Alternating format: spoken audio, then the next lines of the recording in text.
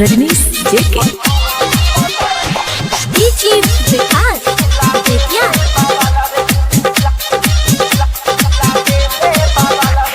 छौड़ी पतर की लागेले जनमार रे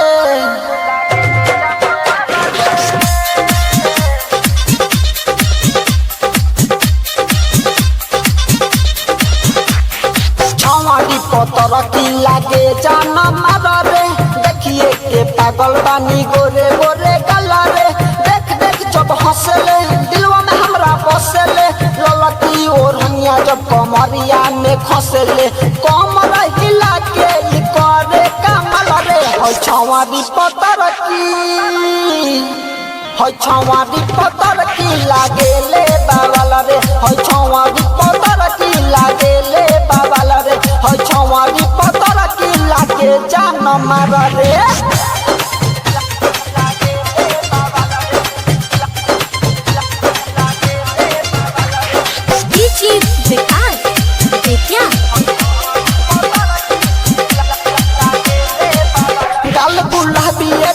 चले सारा बिये कर हंसे तो लागे लागी जानई मारी के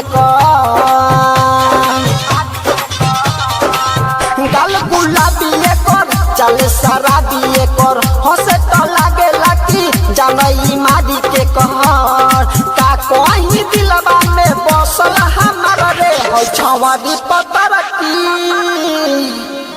छौड़ी पतर की लागेले बावल रे होय छौड़ी पतर की लागेले बावल रे होय छौड़ी पतर की लागे जान मार रे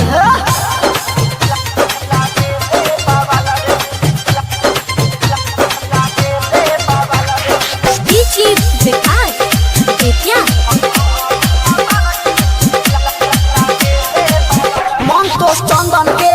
लगे तू सतेलू संदेश रहा जाके दिलवा में बसेलू मन तो चंदन के लगे तू सतेलू संदेश रहा जाके दिलवा में बसेलू संजीत रंजीत के छुए दे ना गल रे होय छौड़ी पतर की लागेले बावल रे होय छौड़ी पतर की लागेले बावल रे होय छौड़ी पतर की लागे जान मार रे छौड़ी पतर की लागेले जान मार रे